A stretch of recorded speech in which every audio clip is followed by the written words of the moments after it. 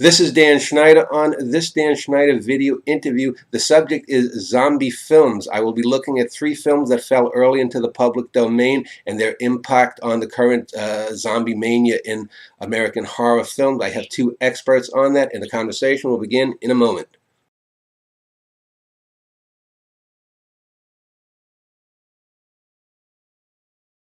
My guests are Philip Brubaker and Jim Kendrick. As I usually do, I like to give my guests a few minutes to give a little background about themselves before we hit the main topic. So let me start with Phil on the left. Phil, if you could tell me a little bit about yourself, your interest in films, especially horror films, and perhaps these zombie films as well. Well, thanks. Yeah, so I, like probably the both of you, I'm a serious movie buff, and I've always been, as long as I can remember. And I'm also a filmmaker, and I received a master's degree so a few years ago from Duke University in this new program that merged documentary with experimental filmmaking. And it was the first year that that program had been offered, and I decided that I would go for it, and I applied and I was accepted. And so I've made several short documentaries over the years, and I always found that documentaries were a kind of an accessible way to get into filmmaking because they can be done on a low budget with a small crew, sometimes just yourself, which I've definitely done. And you can still kind of satisfy your craving to make films. But you're not necessarily beholden to having a big budget, as I say. So I made several short docs over the years, and I'm kind of now getting a little bit more interested in branching out into feature films or narrative films specifically. But I've had some successes with docs. I've had some of my work in some international film festivals. I've won a couple of awards. And then recently, I've started getting into video essays, as you mentioned, and I mostly make work for this website called Fandor, which is a movie streaming service, and they feature video essays as a way to kind of sort of celebrate movies and drum up support for what they do, and just kind of sort of tap into the fact that so many great movies are part of the zeitgeist, part of people's consciousness. And I think the reason why I'm here today is because I made a video essay last fall about Carnival of Souls, which one of the films we're talking about today. And that was a film that's actually featured on Fandor. So when I made the video essay in question, it was partly, to sort of promote the film on Fandor and encourage people to stream it. But as I was making the film, making the video essay, I was kind of realizing that this movie was very arty and very well referenced, and it had influenced a lot of other films as well as been influenced by other very artsy films too. And that was one of the first video essays I made that got accepted to this online album on Vimeo for cinephiles that has a viewership of about 18,000 people, and it seemed to kind of take off. And since then, I've made 30-ish video essays, and it's a very fun and satisfying way to work because you get to edit video by the masters, some of my heroes like Scorsese, Kubrick, etc. So it kind of satisfies my urge to make films and to edit films, but at the same time, I'm also headed towards a direction of actually writing and directing my own feature films too. Okay, let me ask Jim for a little background about himself. I know he's at Baylor University, so tell me a little bit about anything you've written on film, Jim. Yeah. First, thanks for having me on. I'm an associate professor of film and digital media at Baylor University, where I've been teaching. I'm going into my 12th year now. I studied film at Indiana University, is where I got my doctorate in 2005. in communication and culture with a main focus on film studies. I've always sort of thought of myself primarily as both a film historian and as a film critic. I first got into studying film by writing film criticism, actually for my college newspaper, which then spun into a job writing for a website called the Q Network, where I've been writing film reviews for almost 20 years.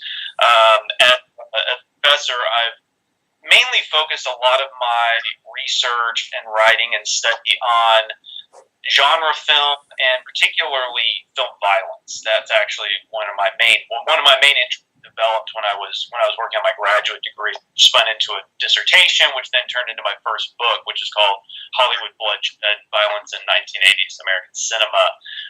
The title, which is fairly self-explanatory. And then I wrote a second book called Film Violence: History, Ideology, Genre, where I explored it in a more general framework. Both of those obviously focused to some extent on the horror genre. I've always been interested in the horror genre. I liked films as a kid.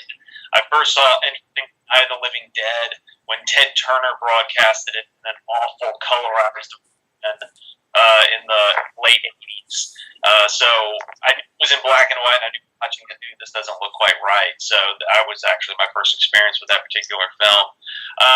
And so I've always been interested in horror, and I've written about it from a number of different angles. I've always found it to be particularly fascinating genre in terms of how it conveys various social issues. That the horror genre is interestingly one that films can explore a lot of really interesting social and cultural elements that oftentimes get kind of left out of other genres. So that's where a lot of my interest has been. Well, I've done about 5.5 hours worth of 2 shows, both on the horror film genre and then this sort of subgenre of monster films, and so I don't want to be too broad. I wanted to specify more narrowly zombies in these 3 films in the public domain because I think they are 3 great examples of the power of the public domain in influencing pop culture. But let's step back before Carnival of Souls, which was in the early 60s. I think it was filmed in 60 and 61 and then released in 62. Before that, let's just talk a little bit about some of the ideas of zombies and vampires before that. We had films like Nosferatu, most famously. There was the Cabinet of Dr. Caligari, where we had this zombie-like creature being controlled in a dreamlike film. Then you move forward, you have in the 30s and 40s, you have some zombie films, but those zombies are more the Haitian zombies. They're not the dead zombies or whatnot. What is? Let me start with Phil, and then I'll go to Jim. Well, let's talk about the pre-existence of zombies or vampires before these 3 films, and then how these 3 films changed it. What was the general tenor of zombie filmdom in both American and possibly even world film before these films? Well, I'm not sure I can completely speak as an expert on this aspect before these 3 films, but I think that based on movies that I have seen or clips of movies that I've seen of zombie films, it seems like the threat of the undead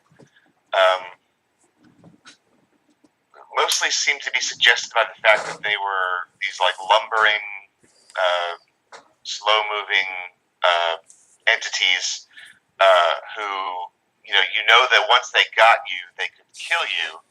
But of course, I think there's this movie called White Zombie from 1932 that was one of the progenitors of the zombie genre. But like, I would imagine that movies from that time of period were not particularly graphic.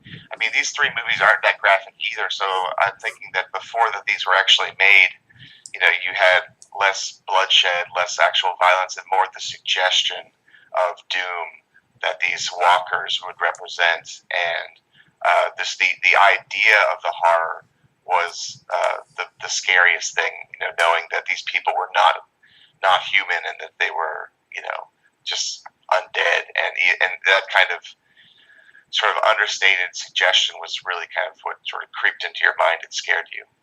Jim? Yeah, you're absolutely right in terms of that. The associations of the term zombie really prior to Night of the Living Dead was mostly about people under some kind of mind control. It was often associated with voodoo and the idea that you had some kind of voodoo priest who was controlling people.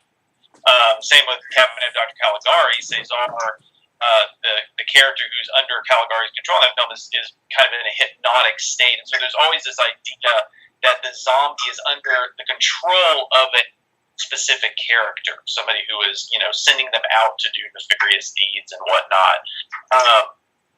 So that idea of the zombie being a reanimated corpse is something fairly unique to Arrow film and since it came out. Although there are some films before that play with that idea.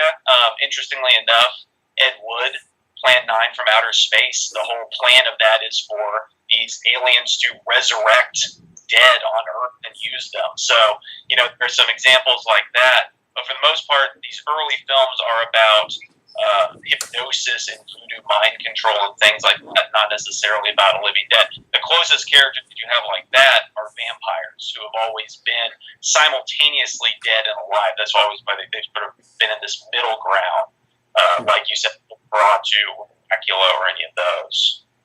These films also come in the wake of what I guess you might call the late 50s independent film, B-film movement. People like Roger Corman, AIP. You were getting a lot of the Japanese horror monster movies in at the same time. And I'm just wondering, these films probably could not have been done 10 years before they, say, in the early 50s, even by Poverty Row filmmakers of Hollywood. These films seem to push boundaries. They weren't graphic in the modern sense, but they were pushing boundaries then. What role do you think that, even though someone like Corman wasn't involved but in these films, what role do you think that something like AIP had in paving the way for these sorts of films? Jim, if you want to go first this time. Yes, certainly. I mean, the 50s was obviously awash in low-budget horror and science fiction movies, partially because of the rise of drive-ins. Yeah. Being where double features. Those were the kind of movies that they devoured. And so the emergence of companies like AIP and others that, kind of churned out these very low-budget monster movies and horror movies, that marked a real shift in the genre, because the horror genre had been dominated by Universal in the 30s and even into the 40s, which was one of the major studios. But then the genre kind of petered out in the late 40s. Partially, it killed itself by self-parody, all the Abbott and Costello, Meet Dracula, Meet Frankenstein. And then, of course, the real-life horrors of World War II made lumbering mummies not so scary anymore. And so you sort of went through this interesting period in the 50s where the genre shifted a lot to science fiction because of the atomic age. And then also this rash of low-budget movies that sort of recalibrated the genre toward a younger audience and started opening up avenues for different kinds of filmmakers to work in the genre. I think that's kind of the door that crept open for independent filmmakers like Herc Harvey and George Romero did what they did in the 60s. Phil? You can sort of see that a lot of filmmakers who today are considered to be greats or have made great work oftentimes started in this kind of a low-budget arena, a lot of times working for Roger Corman. And I think that there's something kind of nice about this type of sort of low-budget movie, because I think that it does kind of allow for some artistry. It allows for some innovation, because maybe just because they are fairly low budget, like looking at Last Man on Earth, which is a movie I hadn't seen until I was invited to be on this podcast, that the structure of that movie I thought was kind of remarkable because of the kind of the oniric, dreamlike chronology of it, where it starts in the present and then it goes back into the past for a long time, then it comes back into the present. And like Carnival of Souls, it's a fairly low budget movie. There's not much in the way of grandeur to it, but it has a real kind of scrappy artfulness to it. And I think that it's a there's a liveliness to these movies that shows that there's actually some artistry. There's actually some technique behind it. There's a playfulness. There's a desire to do something different rather than just tell like a hackneyed story. So I think that sort of that kind of idea that American International Pictures pioneered is kind of is served well by a film that is meant to be popular, meant to be seen at drive-ins and by a large group of people, but still has something that could satisfy filmmakers and professors and art historians alike. Yeah. Well, Carnival of Souls was the first of the 3 films, so I want to talk a little bit about that for a few minutes. Herc Harvey was an industrial filmmaker. He spent like a 40-year career making those kinds of films in the 60s and 70s where, you must wash your hands. Hands that are unwashed have germs on them. Those kinds of films that you would see in junior high school or something. And then he got, I guess, $20,000 or $30,000 backing. Had this idea. He was driving in Salt Lake, saw this odd deserted pavilion, and he thought this would be a good setting for a horror movie. He hired a few professional actors. Most of the actors are not professionals. And in an odd way, he resembles people like Bergman in his cinematography, Robert Bresson, a French filmmaker, in the fact that he wasn't using many professional actors.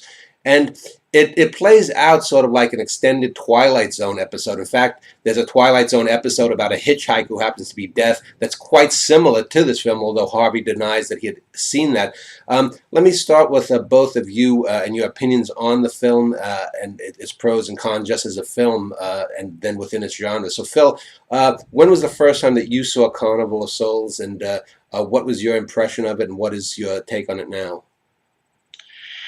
So I think, like a lot of people, I discovered it through the Criterion Collection, and I first saw it back in like 2001 or something when it was kind of freshly released on DVD, and I saw the original DVD version of it, and then it kind of disappeared for a while, and then recently became reissued on Blu-ray.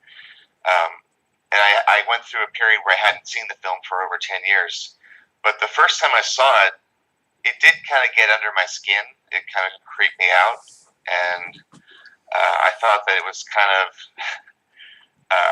a little upsetting in that regard. I'm not really a major horror film fan. I do love horror films that are just great films, period, like Jaws or Rosemary's Baby or The Exorcist, like movies that kind of transcend horror to just be great movies. But I do sometimes enjoy some horror movies, and the organ score in particular was very haunting for this movie. And there's something kind of funny about it.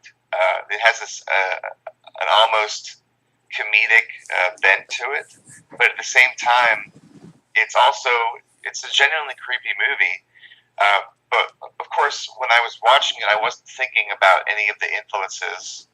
I wasn't thinking about Ingmar Bergman or Jean Cocteau. And I also wasn't thinking about movies that had been influenced by it because I hadn't really seen any. But I do remember also looking at the extra features on the DVD, and I remember hearing the director, Herc Harvey, talk about how he was going for the look of a Bergman and the feel of a Cocteau. And I had heard of those filmmakers, and I had seen Bergman before in particular, so I kind of held on to that bit of trivia. And then years later, when last Halloween, when it became an opportunity to talk about Carnival of Souls when promoting Fandor, I thought that I would revisit the film, and I found that it was even better than I recalled because it does have a great aesthetic sense to it. It does have a lot of style. And it may be a little bit hokey, and that's kind of where the comedic element comes in. But it still has a lot of power to it to kind of unnerve you. And when I started to make the video essay in question, I discovered that, yes, it had influenced a lot of films, and also it had been influenced by some very specific films by Bergman and Cocteau as well, and that really impressed me. Jim? Yeah, I would agree with it with everything Phil just said.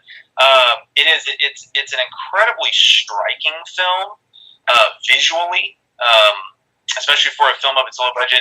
And what I find really interesting about it, what I think Herc Harvey, the way he makes that film work is he realizes I'm working on a low budget. I don't have a lot of money for special effects. I don't have a lot of money to build sets. I can't hire stars. So what he does is he wrings everything he can out of the cinematography. You can very much feel the influence of those French filmmakers and poetic expressionism and those kind of German expressionism and things like that.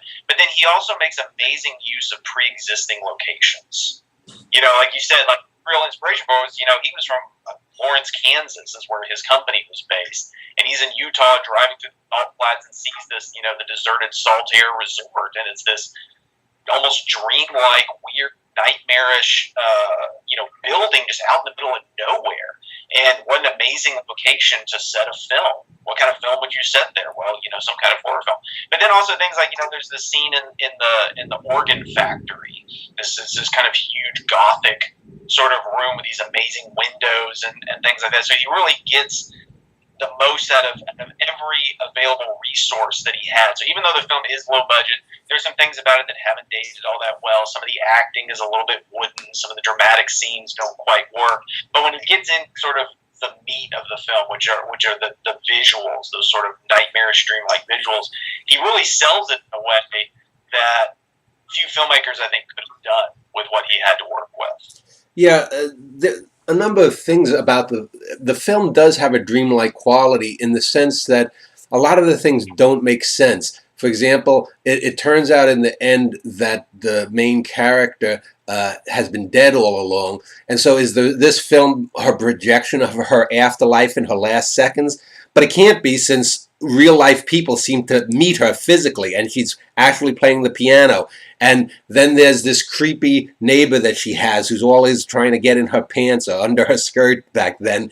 And you get a sense that in a modern film, he would have probably tried to rape her or something and whatnot. But really, he's just this geeky guy who probably couldn't even get it up. And so there's all of these little odd scenes. There's a doctor who she freaks out at a guy just passing her on the street, and then the doctor takes her to her office and seemingly psychoanalyzes her, fits her into his schedule and whatnot. And then there are these moments when the sound goes away, which are particularly effective, and then it comes back. But none of the things seem to add up in any logical sense. So it does have that overall dreamlike quality. And you're wondering, are the zombies or whatever these are, these wraiths that seem to want to be calling her back, are they real or not? They don't seem to be. I mean, they're not flesh eaters. They're not attacking her. They're just sort of like mocking her, popping out, looking at her. What is your interpretation? Do you find that the film itself has any interpretation on a psychological or cultural level? Let me start with you, Jim. You're right in that a lot of it doesn't.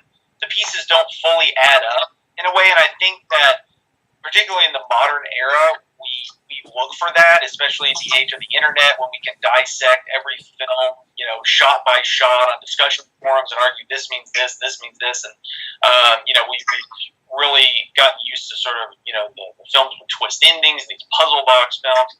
But that's one of the things that I love about the film is that you can watch it over and over again and look at it from different angles and see things fitting together in different ways. I mean, in that way, it's very much like a dream, because when you think about it, your dreams don't make sense. There are elements of them that make sense. Yeah. There are things that fit together, but then there are things that are just like, whoa, what is that about? And it's ambiguous. It's irrational. And those have always been some of the primary characteristics of really great horror films. They leave you a little bit unsettled and discombobulated because you can't fit it all neatly together. That's reassuring. Having the pieces not quite go together is exactly what sends you out thinking about it, talking about it, arguing about it, and wondering about it. Phil, what is your take?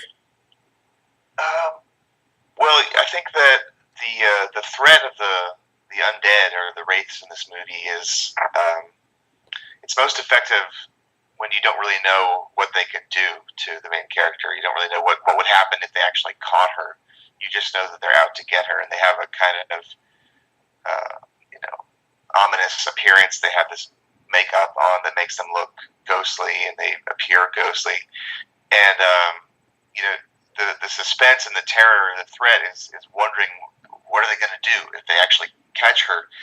And near the end of the film, they actually kind of do catch up with her, and it has a kind of frightening, but also a little bit hokey payoff, which I feel like influenced David Lynch when he made Mulholland Drive, with that scene when Naomi Watts' character has there's talk about a film that's open to interpretation. Is that whole second half of that movie, is that a dream or what? Yeah. Whose dream is it? But anyway, there's this threatening scene where the older characters from earlier in the film are descending upon Naomi Watts, and the lighting is frightening, the music is frightening, but all they're doing is just laughing and walking towards her. And it's kind of like what happens in Carnival of Souls, where when the undead or whatever actually catch up with her on the dunes by the resort in Salt Lake City, they all kind of collude around the camera, and we see the first person perspective as they envelop us, the viewer, as well. And what do? Well, it's not clear. Maybe they just didn't really do much of anything. Maybe they just scared her back into oblivion.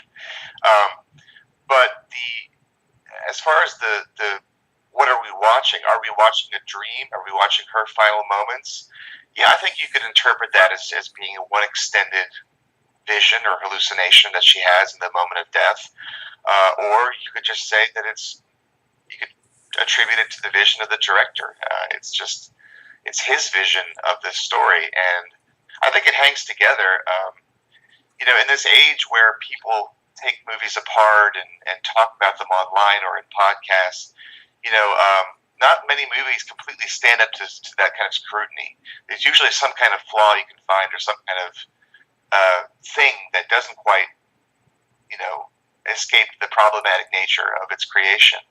And when this film was made, it probably was they never envisioned that something like this would happen in discussion about it. But it's a weird little film, has a weird perspective, but I think it's cogent. I think it kind of holds up throughout its short running time, and I think it definitely has that kind of dreamlike quality that almost gives it a pass if it doesn't completely follow its own logic the whole way.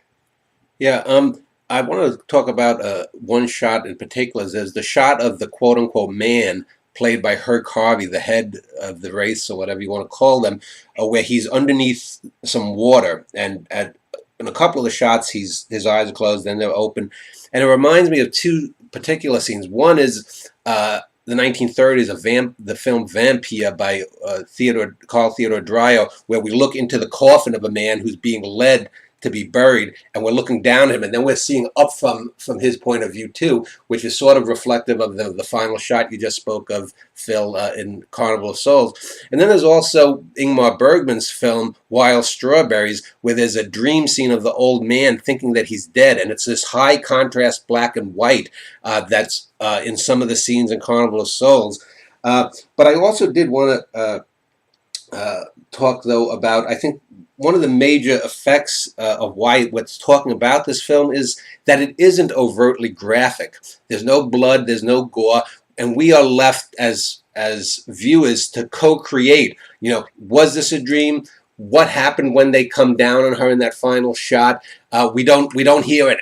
We don't see a splatter of blood. There's no in the very next shot, when the priest and the cop come and they see the trail of feet ending in the sand, we don't see blood splatter. We don't see pieces of brain or whatnot. We just see empty there, and it's left for us to interpret. Do you think that that's an element that's lost in modern horror films? Because I would argue most horror films today aren't horror. They're just splatter and gore and shock films. When I've seen, for example, small horror films on YouTube, almost inevitably, these 7 or 8 minute films, someone's alone, they get a phone call, someone slips something under the door, a door creaks open, there's something there, and then the final shot is the person turns around and the monster's looming over them, or something like that. Do you think that a film like Carnival of Souls is, in a genuine sense, more horror than modern horror is? Jim, if you want to go first. Yeah, I mean, yeah, there's a lot of times we kind of make these distinctions in the horror genre between horror and terror. And terror is much more like you get Carnival of Souls or Dry Erase Vampire or Caligari or those more suggestive films that are more about atmosphere and tension and suspense and less about the visual payoff of gore and splatter. Versus horror films tend to be more aggressive visually. They tend to throw the violence. Because at the end of the day, every horror film is in some way about the threat of bodily or spiritual violence. That either your body is going to get damaged or your soul is going to get damaged, one way or the other. But there are lots of really great modern horror films that eschew graphic violence. And I mean, you can look to, like, Phil mentioned Rosemary's Baby. That's a great example of a modern horror film that has very little overt violence. And even recently, there have been some really good ones like The Babadook and It Follows, both of which are films that trade primarily in visual threat and suspense and, things like making you terrified of a shadow creeping across a wall. Well, what's the shadow going to do? Well, we'll find out. That's, where the horror really, really kind of lies, in that they're more psychological and they're more about what the characters are going through in this terror that they're feeling. But of course, you're absolutely right. The door, particularly in recent years, has been just thrown wide open in terms of the amount of graphic bloodshed that you can have in movies. I mean, I see things in horror films now that never would have passed muster even 20 years ago, as far as like the rating system goes. I mean, as far as I can tell, I think it's pretty much anything goes in horror films visually. But I do think there are some really good examples of films that are things other than just graphic bloodshed. Phil? I think, you mentioned two really good contemporary horror movies just now, The Babadook and It Follows, and I've seen them both. I think they're both really good movies, and they kind of pass my own personal test of being good films, not just good horror films. But interestingly, to kind of counterpoint what you said, I always thought that the movie Jaws was a hard R. And I mean, if you look at that movie today, it's bloody enough and violent enough to be an R-rated film, and yet it was PG back in 1975, perhaps because they knew that it would kill the box office if it was rated R. But for the most part, I agree with you that movies are getting more violent, more over the top, and it's almost like they're in competition with themselves. Is that they've got to top the most gory scene that has already been done, and so they'll get very, very imaginative in the gore, but sacrifice intelligence in the story. And I think the fact that a lot is left to the imagination in Carnival of Souls, in particular, works to its benefit. And the fact that we don't see blood, the fact that we never see what's going to happen to the main character if the wraiths catch up with her, it does stimulate our imagination, and it's like, well, we don't know what it is. It could be the most worst possible thing ever. And I don't think that many people would watch it and then explicitly imagine what they would do to her. They would just know that it's something really bad, and it would be their worst nightmare. And so I think that, because while films of that period, 1960s, early 60s, were not as gory, of course, as they are now, I think Herc Harvey was aware that he could do more with his low budget and limited means through the power of suggestion and allowing the viewers to do most of the work. Well, the next film up is 1964's The Last Man on Earth, an Italian-American-made film starring Vincent Price, and it's based on the great horror sci-fi novella I Am Legend by Richard Matheson, and it's the first of three iterations. Early 70s, it was remade as The Omega Man with Charlton Heston, and then in the early 2000s with Will Smith, it was remade again, I think, as the film name I Am Legend. And I think this is still by far the best of the three performances.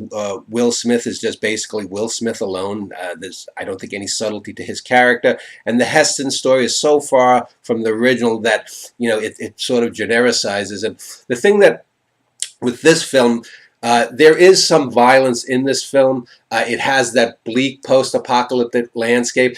It has a feel like a Michelangelo Antonioni film. In fact, it was filmed in the very same areas where L'Eclisse, a film of Antonio's, was filmed. And there's some shots of futuristic-looking buildings, even though it's supposedly set in Pittsburgh, that are almost match for match with Antonioni's film. And basically have Vincent Price, who by then was the dean of horror films, in a very un-Price-like role. He's not the bad guy in this one. And he's kind of meek. He's a milquetoast kind of hero. I mean, he's a reluctant hero that's killing these creatures who we later find out aren't the undead. They are still living humans, but mutated by some kind of virus or something. And then he's basically killed at the end by these evolved or semi-evolving post-human vampire-like creatures who view him as the monster who's killing them during the day. And so there's a nice twist from the original Matheson book, which is still the best version of the overall story. But so let me ask, let me go with Jim here, since Phil had mentioned he just recently saw this film. Let me ask you about this film just as a film, and if you want to put it in the continuum of Vincent Price or post-apocalyptic cinema. What are your thoughts on the film overall before we go more in depth? Well, it is. I think you hit on a lot of what makes that film really interesting. Again, sort of like Carnival of Souls, is it takes really good advantage of existing locations. So, there's there's an interesting history of using other cities to stand in as futuristic versions of, like you said, they're shooting in Italy, but, having it stand in Pittsburgh, so it looks like a futuristic Pittsburgh.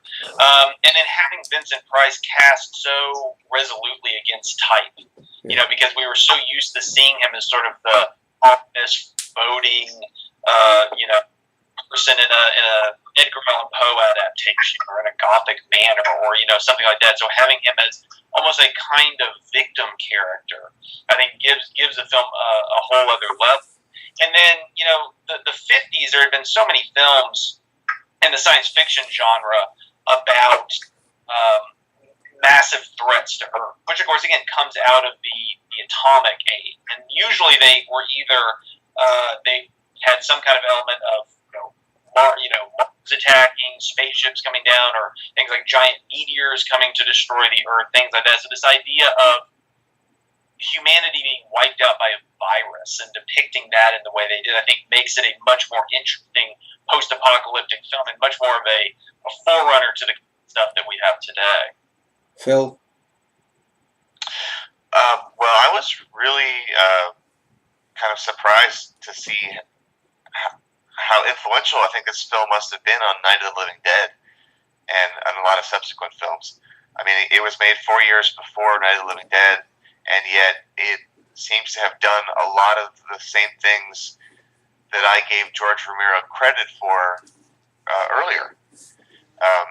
So just the overall appearance of the undead, though in this case they're sort of more vampiric, I guess you could say. But I thought it was a delightful movie for the most part. I really kind of enjoyed Vincent Price's narration as we were kind of privy to his inner thoughts as he kind of moved about as a solitary man, and it's kind of fun, I think, for most of its running time. It gets a little bit more serious when we kind of have these extended flashbacks and we kind of see how the world got to where it was.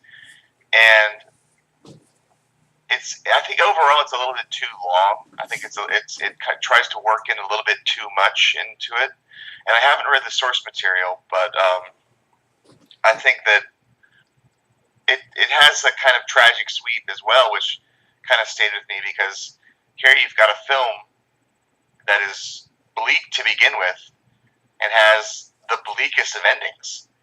I mean, there's I mean, I don't know what I was expecting when I started watching it. I don't know if there would ever be a happy ending for poor Vincent Price in this movie, but it does not end well for him or humanity. But still, it has kind of a, you don't take it too seriously. It's kind of amusing in a way. It doesn't get under my skin the way that Carnival of Souls or Night of the Living Dead does. It's kind of more of a little bit cheesier, not quite as menacing as the other two films. What I would say, though, I think the reason this film for me lasts is that unlike Night of the Living Dead and Carnival of Souls, which had young neophyte actors, if professional at all, or non-actors, you have Vincent Price, who I think is one of the most underrated actors of all time, because I think had he not been so weird looking, he could have been a leading man. And I think this is actually an outstanding performance by him, and I'll tell you why. Whenever we've seen horror films before or after, and someone has a negative reaction, it's usually a woman going hysterical in this typical But I think this is one of the first times ever in a horror film, and maybe one of the only times, where we see a realistic case of what would later become known as post-traumatic stress disorder. I mean, when we hear the narration of the Price character, and we see, him staking 7 or 8 of the undead or whatever, from his perspective, he's just doing it, and he's not like taking any joy from it. This is just life. He's going on. We see the slump of his shoulders when he locks himself in at night and he pours himself a glass of wine and listens on an old phonograph record to old records. We see the resolution. I mean, he is the dead. I mean, he may be alive, but this is a man who is dead, and he's having these flashbacks to when life was good. He had his little daughter and his wife, and he was a researcher or a doctor or whatever he was. And it just seems to me one of the more believable performances, and this is another reason why it's much better than the Heston and Will Smith performances. You get a sense that this guy is actually enduring this stuff. He's just not been put on a movie set. Let me just ask you before we move on to Night of the Living Dead, when both of you watch his performances, do you both think that Price is a standout in this, and do you sense that PTSD kind of connection? Jim, let me start with you. Yeah, I think you're right. I think that is part of what does help sell the film and convince us of the situation in which the Vincent Price character finds himself. Vincent Price, he's often again associated with kind of cheesy horror films and low budget horror, and there's a certain potential element of parody about him as an iconic figure, if you want to go that route. But he was a very committed actor. He was a very serious, and he took his craft very seriously. I've read various things about some of the techniques that he used when making this film. Like, for example, I'd read that picking up bodies, he insisted that he be picking up actual people rather than dummies. They would be lighter and wouldn't exert the same amount of energy and physicality. So he's really picking up these bodies. I mean, you really see the strain on him because that's really what he's doing. That he knew that if he's the lone character, the lone human being on screen, we've got to feel that solitude and that physicality of that situation. So, I very much agree. Phil, how about you? I think his performance is very effective in this movie, and he does do some method techniques, as you mentioned, Jim, about actually wanting to do the work of lifting the bodies. He made it look fairly effortless, though. I questioned whether they were dummies or not, because he seemed to kind of handily hoist them up. But he does such a great job with the minutia of life, post-apocalypse, or as it were. We mostly see him go about his routine in the first act of the film, alone, of course, not speaking, but we do hear his thoughts, his omniscient thoughts. And for an actor who is not only not reacting to other actors, but not even speaking, he managed to convey a lot of charisma, and he manages to hold our attention. And I think that he really just took that role very seriously, and he he really kind of almost not disappeared in the role, but he really while a lot of the duties that he performs in the film are not necessarily dramatic or they're not big actor moments, he really kind of disappeared in the routine of his character as he performed these duties. And I think that's a good thing for an actor to do. It's a good thing. It's easier for them to perform actions, to get into the headspace of the character, rather than just have the director feed them some kind of motivation as to what their character is thinking. He's just doing these things. He's sharpening those stakes. He's searching for life on the radio. You know, he's active throughout the whole film, and he does it almost nonchalantly, without drawing a lot of attention, without being grandiose. But it's extremely compelling, and I think he has the presence needed to pull off this role. Well, the last film of the trio that I want to talk about, and I want to end this first segment talking about it, and in the next segment I want to talk about public domain and the influence of these three films via that. But is the most famous of the trio, and that's Night of the Living Dead. And there's so much have been written about it online and off that I don't want to spend as much time on it as we probably could. But of course, 1968 is when it came out. And 1968, I actually did a show on films released in 1968. Is sort of one of those 2 or 3 years in film history that's considered one of the greatest of all time. Basically, Romero makes this film about zombies resurrected dead because of apparently some space probe from Venus reactivates the newly dead. And it has the great opening with the brother and sister and the lumbering guy coming after them in the cemetery. And you can see the influence even down to things today like Slender Man mythos, you know, of a guy in the background just ambling about. Well, let me just turn it over. I'll start with you, Phil. I don't want to recapitulate the whole film, but let's just talk about the impact of Night of the Living Dead as just a work of art and how it changed not only horror, zombie films rather, but all of horror in all media. Phil, so why don't you take it over for a minute or two here? Sure. Well, like the other two films that we're talking about, Night of the Living Dead was able to do half of the work of scaring you in a very low-budget way, in the sense that having these lumbering people in the background, not knowing what their deal is, but knowing that they're going to kill you, as kind of a great premise to begin with, to be scared. But where Night of the Living Dead goes further than the other two films is that it actually shows the dead killing and feasting on the living. Yeah. And it takes it to the next level. You actually see these people, you know, removing the bodies from the house. I think there are also some scenes where they actually are pulling the bodies apart. Yeah. and feasting on them. Like I say, it even starts out as a meta film because the brother's mocking the sister, saying, "They're coming for you, Barbara." You're almost making fun of those Vincent Price type roles, and then all of a sudden the zombies upon them. Yeah, and he's even speaking in a Vincent Price-like voice, I feel, when he says that. And that's another example of how this movie has been influential. Is a lot of, you know, I think the best examples of gory horror also includes some humor to kind of offset the frightening aspects. Movies like Scream, I was fond of when I was younger, and I think modern horror films do employ humor sometimes, like you saw in the beginning of Night of the Living Dead. But in addition to kind of letting your imagination do the work for you, these zombies are very threatening, and they kind of raise the bar for what you can depict on screen, and also it was the point of departure for a lot of other movies.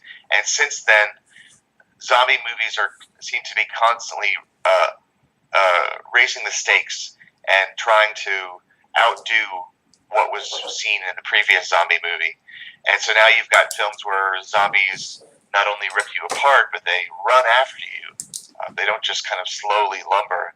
And it's like zombies have become such a ubiquitous genre.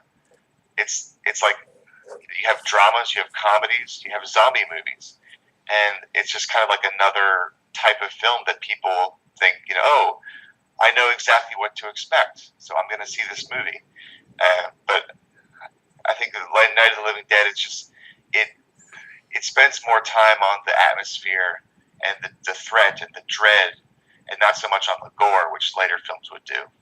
Jim, what are your overall thoughts about that film and its place in history? Oh, there's so much that can be said about this. It's not even funny. One of the most important things about Night of the Living Dead, I think, in terms of kind of the larger horror genre, there's obviously the establishment of the major, now kind of canonical rules of zombie. In terms of their appearance, in terms of their behavior, things like you kill them by shooting them in the head. The idea of focusing on sort of a single location that's descended upon these zombies, which of course was largely a product of the film's budget. When Romero was originally writing the script, he envisioned a kind of a worldwide epic sort of film. That was his initial idea, and so we mentioned Last Man on Earth. He has admitted in interviews that gave him a kind of almost a blueprint for the idea of Night of the Living Dead and sort of the larger world view that he continually expanded. It's like each film in the series gets bigger and more elaborate. When we get to the Bush era Land of the Dead, you really have a kind of a citywide kind of view rather than just single location. But what I've always found really interesting in terms of the effect it had on the horror genre was the idea of location. And this was something that really kind of started with Alfred Hitchcock's Psycho, which is that prior to Psycho, horror was out there. It was in a castle in Transylvania. It was in, the crumbling house, haunted house. Basically, if you stayed away from the scary places, you were okay. Yeah. Versus Psycho taught you, well, if you stay at the wrong motel, the nice guy working behind the desk might actually be a knife-wielding psychopath who kills you in the shower. That's what really freaked people out about that movie. Now, Psycho kind of had its foot in both places because it had the giant Gothic mansion on the hill above the motel, so you kind of had both elements there. But it started this trend toward moving horror into the heartland that you couldn't necessarily escape for, and that's, I think, what makes Night of the Living Dead such an important film, is that it basically taught you no place is safe. You can't go anywhere. A graveyard to visit your deceased father is not safe. The road is not safe. The farmhouse is not safe. Every place is potentially dangerous, and that's something that you see more and more in contemporary horror films following Night of the Living Dead. So you get Rosemary's Baby and The Exorcist, and even like we mentioned, Jaws, going to the beach a terrifying exercise in vacationing. That's one of the things that I find really interesting about that film. Well, the interesting thing that I find about all three films is that even though they were made by different people with different aims, over a 6-year period, you almost see the total crystallization of modern horror, especially film, coming together. Each film seems to build upon the other. In the first one, Carnival of Souls, it's arguably all in the mind of the character. It's all suggestive. There's very little overt violence. In fact, only psychological violence in a sense. Then you get a little bit of the violence that we see from Vincent Price. Probably the most graphic thing is when one of the zombie leaders at the end throws a stake through him. That's probably the most overt moment of graphic violence in that film. And then the doors sort of kick wide open with Night of the Living Dead, where we see the dead ripping bodies apart and supposedly eating things. And I remember when I first saw this film, probably in 74, 75, on late night, 12:30 or so at night. I remember being taken aback just even seeing that they were even left in on local television. So I think you see a step-by-step progression there. And so that's, in the next segment, I do want to talk about influence and progression, and my thesis again is that because these films made it early into the public domain, it helped do that. So let's take a break here, and in the next segment I do want to talk about how the public domain, just like in the most famous case of It's a Wonderful Life, helped promote not only these films, but that whole zombie genre. And so let's take a break, and we'll do that in a moment.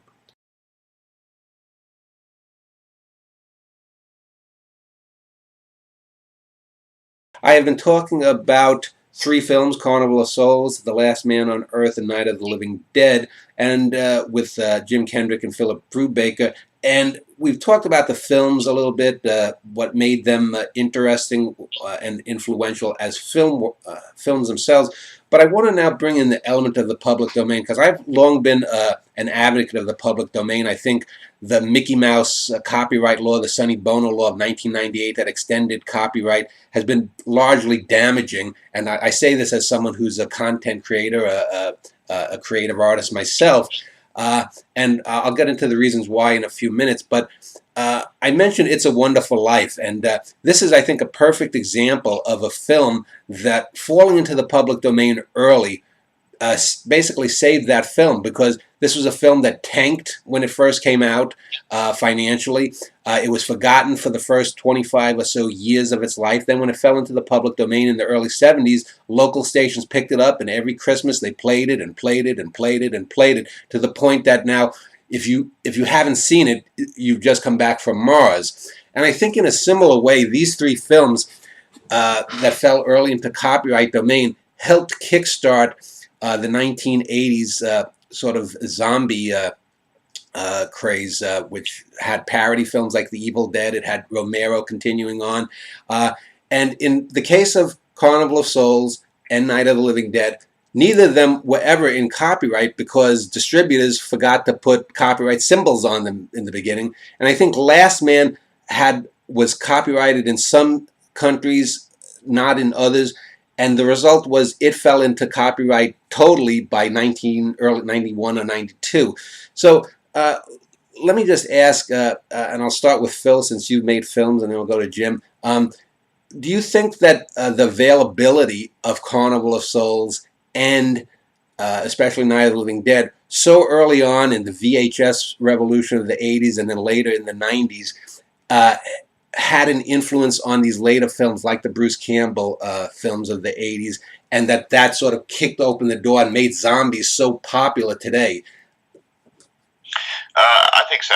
Yeah, I think that I would agree on that point, because, you know, nowadays when something goes viral, it has a major impact, circulated on the internet. But in effect, before that could happen, you've had videos reaching a mass audience, being shown on TV many times, people getting VHS copies and watching them over and over again.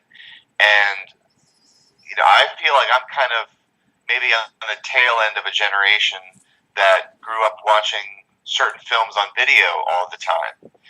And,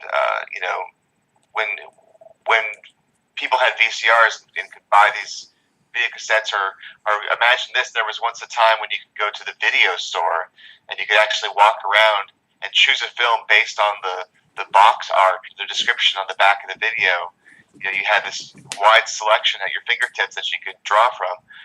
Video stores and TV screenings were, what we had instead of the internet to kind of communicate what was being made.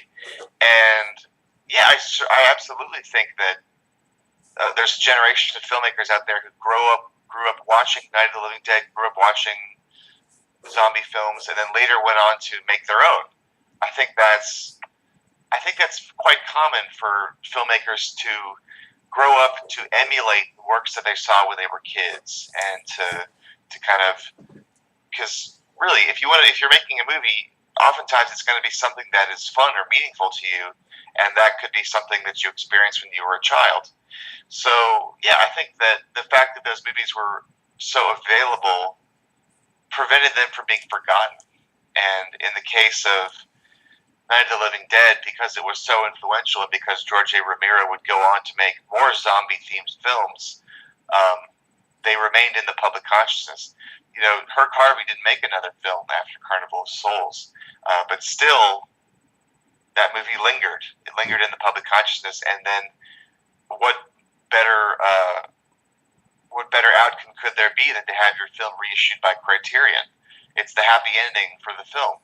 So, yeah, I think that filmmakers will remember the movies that made an impression on them when they were kids, if they're good movies. And you'll sometimes see homages or references to those films in their later work. Jim, what do you think the effect of early public domain status of these films had? Yeah, I think it definitely kept them in circulation. Particularly, you mentioned Carnival of Souls. I mean, Carnival of Souls kind of reemerged on television stations. TV in a way almost saved that movie from slipping into complete obscurity because it became such regular programming on various late night movie shows in the 70s and 80s. Night of the Living Dead is a particularly interesting example here because you could argue that its influence on the idea of the zombie and the creation of the living, the lumbering, reanimated corpse was enabled by its public status because even prior to the 80s, the 70s is awash with zombie movies, particularly in Europe. Yeah. Italian productions, Spanish productions, films by Lucio Fulci. There was a Spanish film called Let Sleeping Corpses Lie from 1974. All these films take the unwritten rules from Night of the Living Dead and recreate them almost exactly to the point that from a legal perspective, had the film been in copyright, they could have argued that they were derivative works and had to get permission or pay royalties or whatnot back to the creators of Night of the Living Dead. But of course, they didn't have to do that because it was in the public domain. So I think the rules of the zombie, that we talked about earlier, very much became cemented largely because of that public domain status. So all of these other makers could just use that as a template without having to know that they would have to take a financial hit or pay for that at all. Yeah.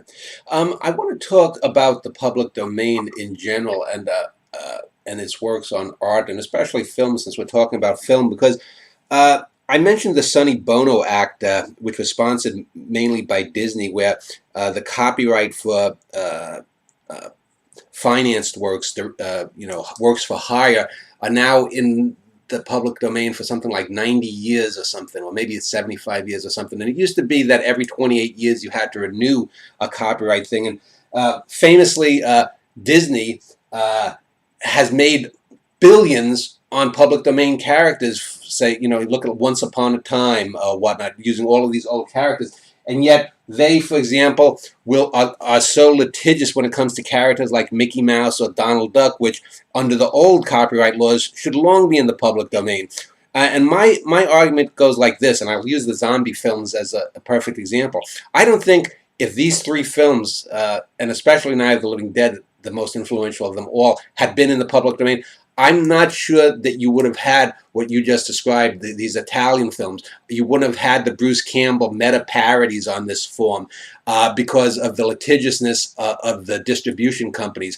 And I can point to things sort of like when I think of James Bond, for example. I recently did a James Bond show, and the day after, I saw on one of my local channels, I saw Quantum of Solace, which I think is just a terrible film. I watched the first 45 minutes. It's just an extended, MTV hyped up video. There's no plot. There's nothing there. And I think to myself, if Bond had fallen to the public domain, let's say if you had public domain copyright for the life of the author and then 20, 25 years, imagine how much more interesting the Bond films could be if they could cross over with Batman, another character that should be in public domain. There are these online forums where, who would win in a fight, Bond versus Batman or something. There are so many creative ideas, I think, that are stifled because of these ridiculously long copyrights. And yet you look at the Bruce Campbell who made a career on these meta zombie films, and these are generally pretty interesting. Some of them are very well made. Some aren't so well made. So do you think that the public domain, and this is even outside these films, it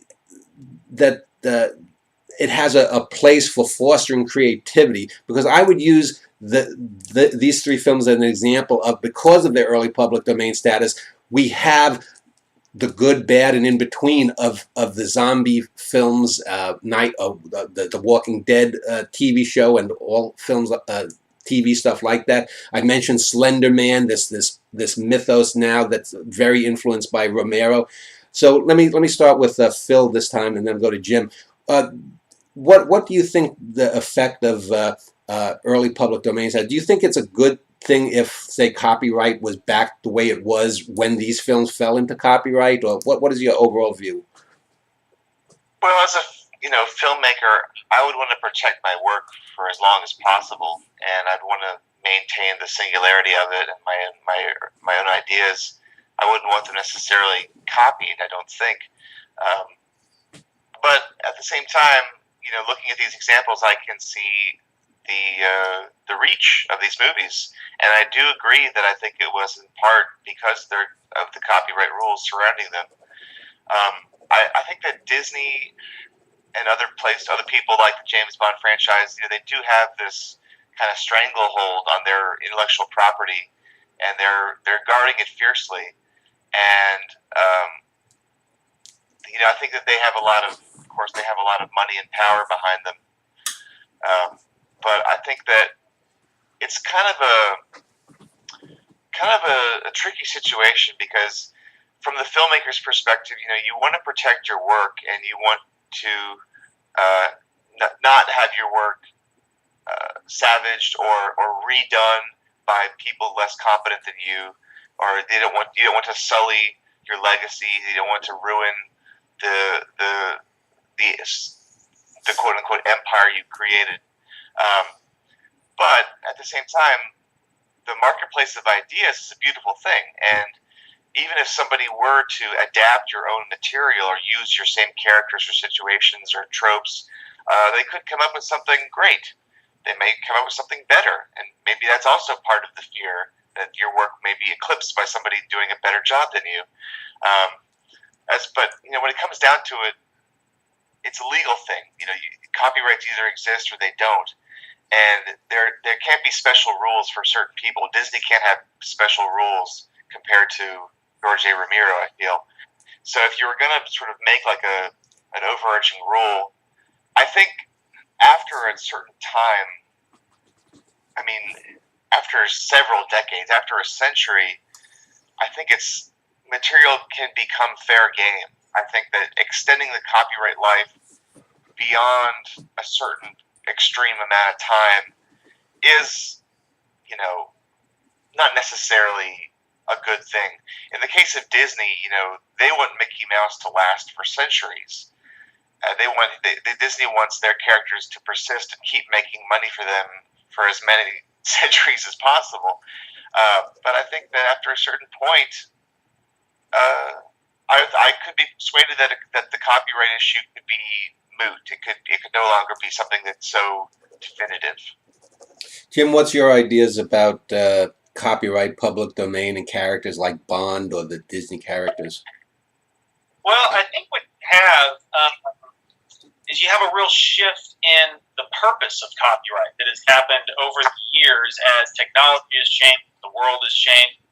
And in a lot of ways, what we have now with copyright law is I don't want to speak too strongly, but a kind of perversion of the original intent. If you go back to the Constitution and you look at Section 8 of Article 1, which is powers of Congress, and that is where copyright comes from, is it's listed as a power of Congress in which they are allowed to give copyright.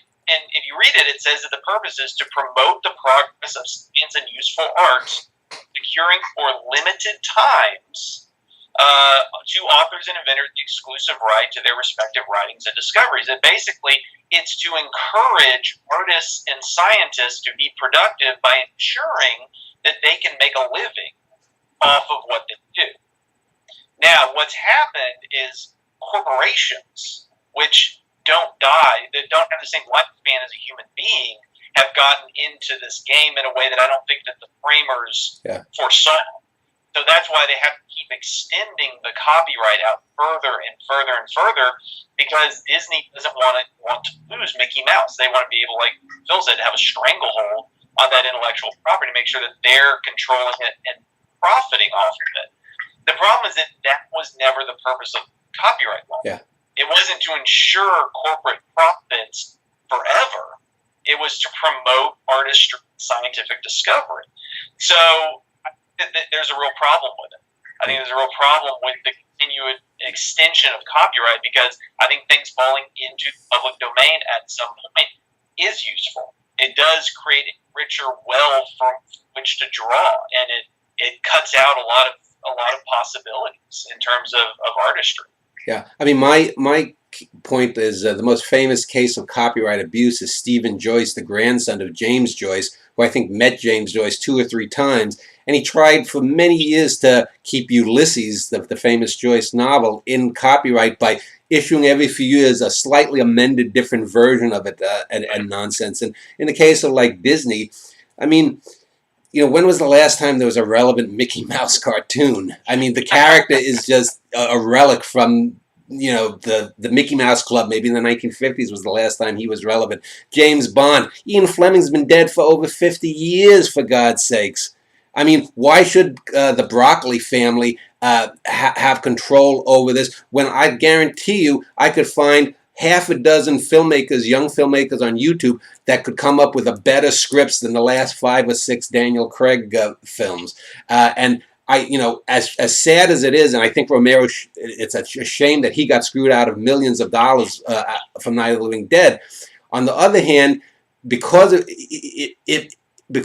that film's popularity and playing over and over, he probably has a career where he may not have had an extended career because of it. So I think you have to limit it to the creator's life plus maybe 10, 20 years or whatnot for any living spouse or whatnot. But let me just then pick up on a point I think Phil had made. You know, I think another thing too, the demise of video stores and the rise of streaming, I don't know if you're going to have that kind of influence. Let's say even if a film did fall into the public domain, because there's a saying about old libraries or old bookstores that because you could walk around and look at something, you could find that book you wanted but didn't know you wanted until you stumbled upon it. And it's the same thing with video stores. But now in the age of streaming, you know, you maybe can download this one and you'll have a 1-sentence synopsis. But there's a difference between picking something up, looking at 3 or 4 photos of what's in the film and whatnot. Do you think, for example, that video streaming will probably make the kind of afterlife that these 3 films had on video in the 80s and 90s a thing of the past? Let me start with you, Phil. What do you think streaming in that sense is a negative thing? Well, that's definitely a major problem for me, and you know, you see it not just in movies, but with music. You know, people complain like Spotify will prevent you from really discovering music that you would grow to like. You only keep listening to the same things that you're used to, and with Netflix, for example, your selection is very limited, and it's especially limited with what you can stream versus what you can get by mail. And a lot of great movies just aren't there. And I remember being younger, and the video store is one of my favorite places. And you could walk around, and that was a period when the box art for the videos was so important because it had to catch your attention. And maybe you saw something that caught your eye, and you wouldn't pick it up. You would actually touch it. There would be a tactile interaction. And you would look at the back, you would read the back, and decide, well, I'm going to take a chance on this one, or here, I'm going to watch this one again. So I think with streaming, as there's also streaming music, streaming movies, there's this overarching thing in our new culture, which is not so new anymore, but it's like homogenization, where your choices are dwindling down to only what certain major entities are deciding you should see. And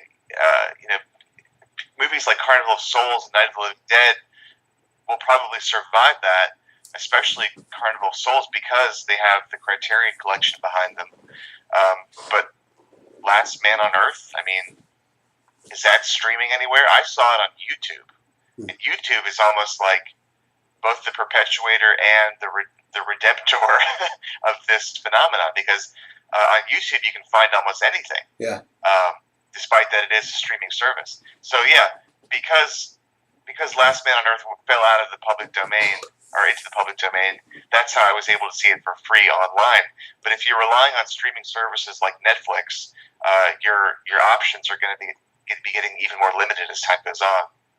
How about you, Jim? What's your thoughts overall on streaming, and do you think that the era of films being preserved might, because of streaming, just the very nature of that versus buying or renting a DVD or a VHS?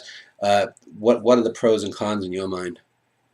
Well, I mean, there's obviously the pro of accessibility. This is something I try when I'm teaching film classes, and I'm talking to my students who are 19, 20, 21 years old, who have basically, they've grown up in the age of the internet, they've grown up in the age of Netflix and streaming, and they don't really know a different world. And so for their entire lives that they've been consuming media, they've had just this almost embarrassment of riches at their fingertips. That they can just go to, oh, you heard of this movie? Yeah, let me look it up on YouTube. Oh, there it is. And I think that breeds, to some extent, a kind of cavalier attitude toward films, because their accessibility makes them so,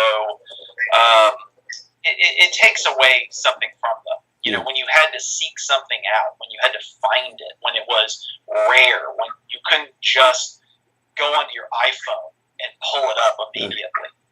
There's something intangible about that. I mean, I can remember, even as late as I was in college, I went to a little video store, interestingly enough, in Lawrence, Kansas, where Herb Harvey worked out of, and discovered this independent video store that specialized in foreign and art film that I had never seen before, and I had never seen available foreign blockbusters. There's like a whole row of films, and just the exhilaration of seeing that. I think we're kind of losing that. But I do think, again, though, that the pro of availability, that you can see that. So if you get interested in a particular filmmaker, you can actually find most of that filmmaker's works and view them. That you have that option. But ironically, sometimes the more there is, the harder it is to get out of your bubble, especially because of things like Netflix and Spotify, and also like Amazon, that are using these algorithms to try to figure out your tastes and push stuff to you. Oh, you like this? Well, here's a whole bunch that are similar to it, and then you kind of get lost within little taste bubble rather than trying to get out of it.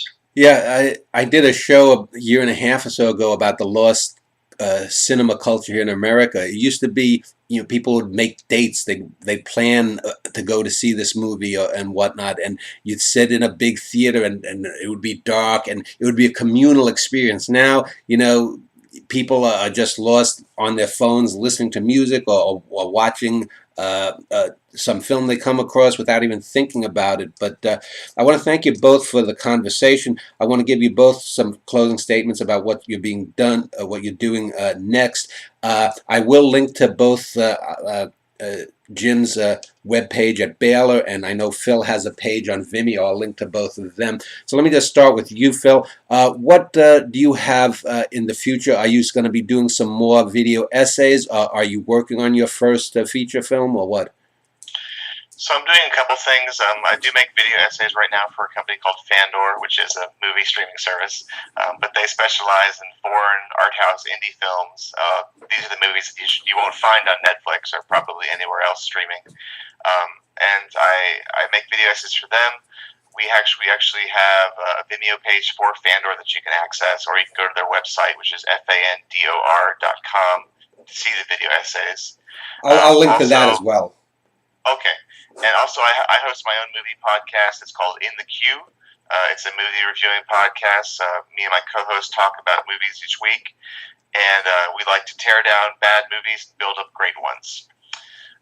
And I'm also working on completing this documentary project that I've been working on since 2005. And it's been long in the works. And I hope to finish that soon. and all the other things that I do cinematically are posted on my Vimeo page. And Jim, do you have any book? Are you working on any book regarding film coming out in the next year or two? Yeah, actually, I just my most recent book was on Spielberg, which just came out 2 years ago. There was kind of a reevaluation of Spielberg's films, arguing that they're a lot darker than they're often given credit for. But right now, I'm at the tail end of editing an anthology action films for Wiley Blackwell, their companion series, entitled A Companion to the Action Film, and it's basically about 25 chapters laying out the history and theoretical perspectives and different aspects of action film. Well, thanks again. I'll link to both of your web pages, and thank you again for a good discussion. Thank you. Thank you.